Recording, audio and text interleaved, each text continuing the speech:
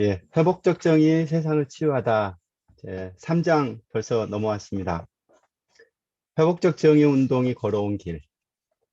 새로운 패러다임을 공유하는 초기 집단이 기존 패러다임을 따르는 기성 집단의 압력을 견뎌낼 때 비로소 패러다임의 변화가 이루어진다. 토마스 쿤. 여기에 계신 분들은 초기 집단이라고 볼 수 있을 것 같습니다. 회복적 사법의 이제 새로운 시도로서 사법의 새로운 시도가 태동합니다. 회복적 정의 운동의 태동. 캐나다 작은 마을에 엘마이라 사건이 발생합니다.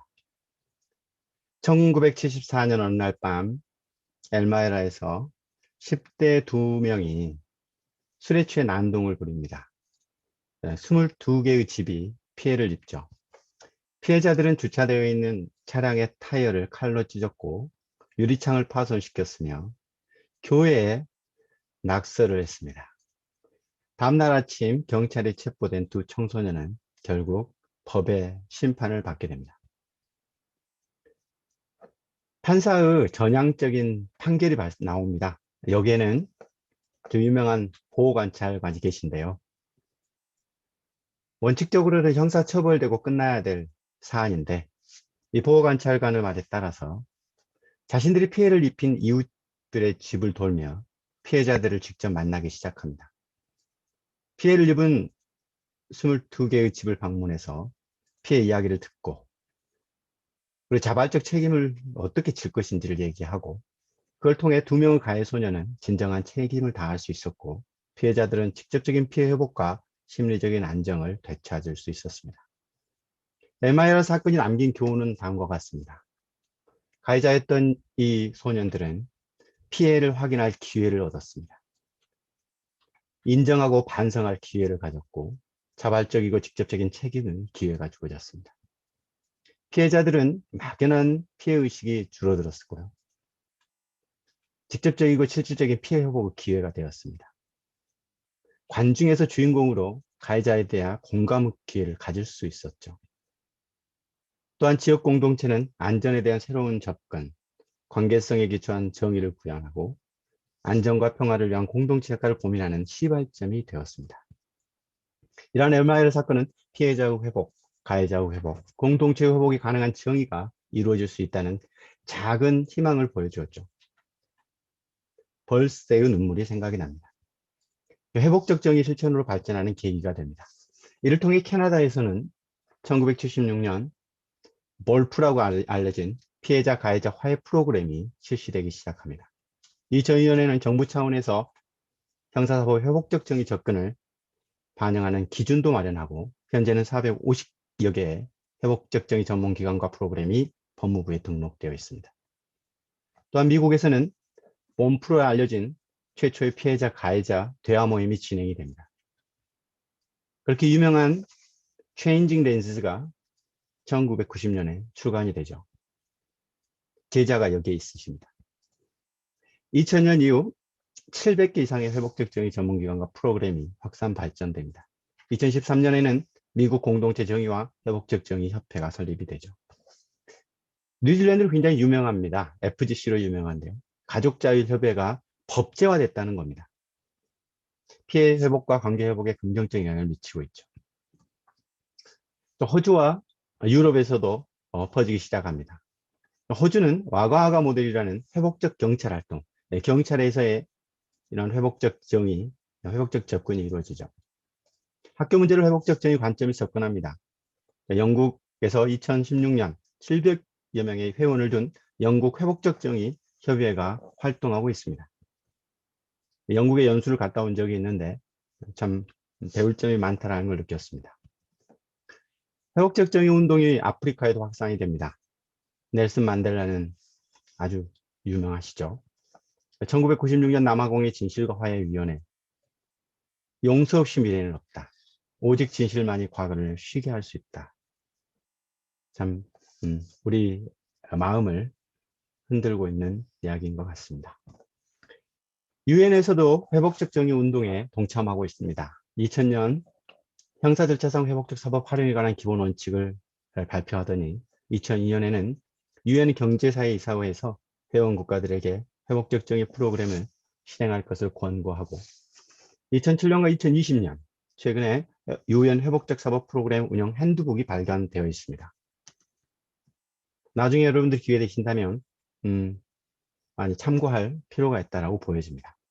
특히 이러한 유엔 회복적 사법 프로그램 안에는 회복적 사법의 한계라는 부분들을 같이 다루고 있습니다. 회복적 정의는 회복적 도시로 확산이 됩니다. 회복적 도시는 도시에서도 즉 관공서, 사법기관, 학교, 회사, 단체, 기구 이런 공동체 전체가 처벌 방식이 아니라 회복적 방식으로 해결하는 것을 회복적 도시라고 한다고 마리안 리브맨 박사는 말했습니다. 영국 헐은 회복적 도시를 선언했습니다. 2002년 한 초등학교에서 시작된 회복적 정의 적용이 점차 확산돼서 중고등학교, 청소년 문제를 다루는 다양한 영역으로 확산되었고요. 경찰의 개입 방식을 전환하여 회복적 접근을 시도하여 소년 범죄 문제에 근본적 변화를 가져왔습니다. 초등학교의 교장 선생님이 이렇게 확산된 건데요. 예전에 영국 가서 좀 만나고 했는데 정말 열정이 아직도 정말 느껴졌습니다.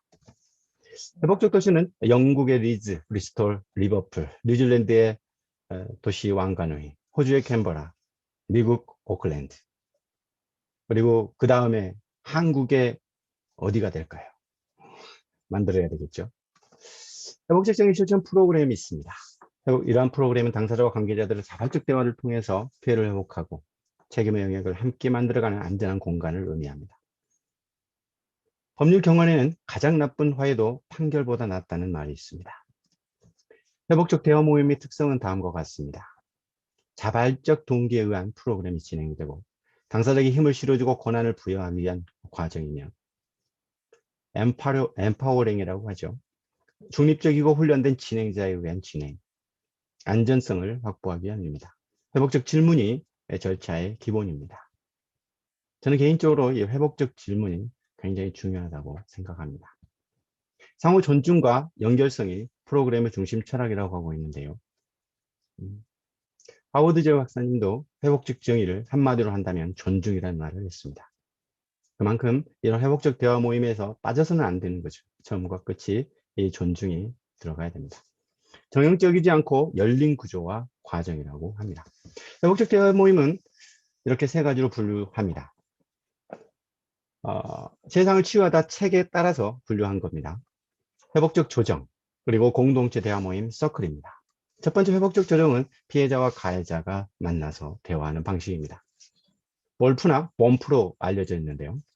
몰프는 피해자 가해자 화해 프로그램입니다. 그리고 범프는 피해자 가해 조정 프로그램입니다. 차이는 화해와 조정인데요. 그 화해는 헤어지고 나누었던 사람들이 다시 함께 걷기 시작하는 행동, 동행이라고 본다면 조정은 중립적인 입장에서 틀에 짜여진 협상이라고 볼 수 있습니다. 조정은 사전 모임, 본모임, 사후 모임 이렇게 해결할 수 있습니다. 사전에는 행위자와 피해자 또는 당사자 일을 만나고 그리고 본모임에서 함께 중립적인 입장에서 조정을 합니다. 그리고 약속 의문을 만들죠. 그리고 사후에 이러한 것이 관계에 회복이 되고 있는지, 피해 회복이 되겠는지 확인을 하고 또 지속해가는 이런 절차로 이루어집니다. 지금 현재 경찰 단계의 회복적 대화 모임은 사후 모임은 원칙적으로는 없죠. 물론 가능성은 열어놓고는 있습니다만. 공동체 대화 모임입니다. FGC로 알려져 있는 건데 가족 공동체 등이 포함이 된다는 점에서 조정과 차이점입니다. FGC로 알려진 가족자율협의회 그리고 회복적 협의회도 공동체 대화 모임으로 갈 수 있는데요. 회복적 협의회는 학교나 직장이나 이렇게 확대되는 것을 회복적 협의회로 볼 수 있습니다. 이러한 서클이 있습니다. 치유 서클, 양형 서클, 공동체 서클, 회복적 서클 등이 있죠. 이런 서클도 사전 서클, 본 서클, 사후 서클 이렇게 운영이 될 수 있죠. 서클은 조정이나 FGC와는 달리 사전, 사후 어떤 영역에도 개입할 수 있습니다. 그런 점이 또 장점이죠. 조정과 연계해서 서클이 함께 이루어질 수도 있다고 봅니다. 협박적 도화 모임의 비교가 있습니다. 책에 있었기 때문에 이 내용은 이렇게 있다라고 하는 부분들 정리하시면 좀 될 것 같고요. 여러분도 꼭 참고하셔서 보시기 바랍니다. 기타 서클로서 피해자, 가해자, 패널 모임, 즉 음주운전자 피해자 부모 모임이나 공동체 재통합 지원 프로그램, 그리고 시카모 나무 프로젝트로서 교도소에서도 회복적 프로그램을 도입합니다. 그리고 후원과 책임 공동체에도 있습니다. 회복적 정의는 어디서 나왔을까? 배경들이 있습니다. 원주민 전통문화, 그리고 피해자 권익보호운동, 기독교 평화주의. 이 부분에 전문가가 계십니다. 저자 이재영. 좀 이따 자세하게 설명해 드릴 겁니다. 결정론과 자유의지라는 파트가 있습니다. 좀 범죄학적 관점에서 좀 접근해 봤는데요. 비결정론이 보는 데서는요, 범죄 원인을 본인의 선택으로 봅니다. 범죄를 안 할 수도 있었는데 너가 했다고 하는 것이죠. 그렇기 때문에 거기에 대한 책임을 져야 됩니다. 강제적 처벌로서 형벌을 받아야 된다 라고 말을 하죠. 결정론에서는 이미 결정되었다라고 보는 것입니다. 일종의 범죄자도 환자로 보는 거죠. 치료 대상으로 봅니다. 또는 어떤 경우에는 교육 대상으로 보기도 하죠. 최근에는 상황적 결정론이 나오고 있습니다. 이 환경이 바로 범죄를 이끈다라고 하는 것이죠. 기회가. 그래서 범죄 기회를 제거하자라는 측면들로 가고 있습니다. 간단히 알아본 부분은요. 이 이글리시 박사님이 이런 말을 했습니다. 회복적 접근은 자신의 행동은 전적으로 자신의 의지에 의한 것이라는 자유의지. 자유의지를 강조한 게 앞에서 보는 비결정론입니다. 이제 그렇게 할 수밖에 없었던 이유와 상황에 더 원인을 두는 결정론을 모두 취할 수 있다. 이렇게 말을 하죠. 즉 결정론에서도 환자로 보더라도 100% 환자라고 보기는 어렵다는 거죠. 또한 자유의지라고 하더라도 100% 개인 책임으로 돌릴 수는 없다고 볼 수 있습니다. 여기에서 회복적 접근이 가능하지 않겠냐라고 말하는 거죠. 회복적 접근은 장점이 있습니다. 회복적 정의에서 가해자는 비난만 받는 존재가 아니라 나름대로 자신이 잘못한 행동에 대한 상황과 맥락을 설명하는 기회를 부여받는 사람이 됩니다. 가해자와 상황의 처지를 수용하는 것과 피해 회복을 위한 책임을 지는 것은 충분히 분리될 수 있는 문제라고 본다는 겁니다. 공동체 재통합을 위한 수치심 이론이 있습니다. 브레이스웨이트도 유명하신 분인데요. 수치심이 적절하게 수용되고 재통합이 될 때 오히려 이 수치심이 활용이 돼서 갈 수 있다는 건데요. 잘못된 행동으로 인한 당사자가 가지는 수치심이 거부되거나 부정되는 것이 아니라 오히려 가족, 학교 여기에서 수치심이 적절히 수용되고 재통합될 때 긍정적인 변화를 가져올 수 있다는 것이죠. 어떻게 보면 예전에 오줌 싸게 키위 키 쓰고 가서 소금 받아오는 거 이러한 것들이 여기로 비유될 수 있는 것 같습니다. 전 시간에 했기 때문에 좀 간단하게 설명을 여기 하겠습니다. 순수 모델과 그리고 확장 모델입니다. 순수 모델은 처벌을 회복적 정의에서 배제하죠. 피해 회복, 관계 회복, 자발적 책임으로. 확장 모델은 회복적 강제를 포함한 걸로 하고 있습니다. 저번에는 이제 간단히 좀 봤어요. 그래서 여기까지 우리가 봤죠. 순수 모델은 자발적 참여자만 한정한다. 그리고 확장 모델은 강제성 공존할 수 있고 기존 사법 절차와 융합이 필요하다. 조금 더 깊이 들어가 보겠습니다. 첫째, 회복적 사법에서 논의의 중점은 과정에 있는가 아니면 결과에 있는가. 이 과정에 있다고 보는 게 순수 모델이고요. 결과에 있다고 보는 게 확장 모델입니다. 둘째, 회복적 사법은 현행 형사사법의 관점으로 볼 때 대체적 시스템인가 아니면 다이버전의 일종인가. 순수 모델은 대체적 시스템으로 봅니다. 다이버전 부분은요. 확장 모델이 다이버전이다 아니다. 이 부분은 논의의 여지가 있습니다. 셋째, 회복적 사법에서는 강제적 요소가 전적으로 배제되는가 아니면 회복적 억제도 포함이 되는가.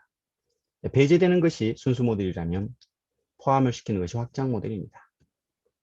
회복적 사법에서는 지역사회가 본질적인 요소인가 아니면 지역사회를 반드시 포함할 필요가 없는가. 역시 전자가 순수 모델이라면 후자는 좀 확장 모델에 가깝죠. 일단 좀 더 알아보도록 하겠습니다. 순수 모델은 한계가 있습니다. 순수 모델이 직접적인 대화 과정과 자발적인 참여를 요구하고 있습니다. 순수 모델은 즉 당사자가 범죄 해결의 장애에 참가하지 않는 경우에도 피해를 회복하는 것은 얼마든지 가능하고 회복적 사법을 자발적인 집단 참여로 한정하는 것은 사법 실무에서 주변 영역으로 추방하는 결과가 된다고 보는 건데, 이게 비판이라는 겁니다. 순수 모델은 자발적 참가를 요구하는데 자발적 참여를 안 하게 되면 이 부분은 회복이 안 되는 것이죠. 순수 모델을 자발적 요건으로 이렇게 하기 때문에 범죄 전체에 대한 포괄적인 대응을 할 수 없다라는 또 한계가 있습니다. 그럼 확장 모델은 어떨까요? 이론적으로 명확성이 결여되어 있습니다. 그리고 강제를 회복적 사법 실무에 공식적으로 포함시키는 것은 회복적 사법의 본래 이념에 비추어 또 타당하지 않을 수 있습니다. 더 나아가서 현행 사법 시스템을 강화하는 효과를 가져올 수 있죠. 즉, 과연 패러다임의 전환으로 갈 수 있는가?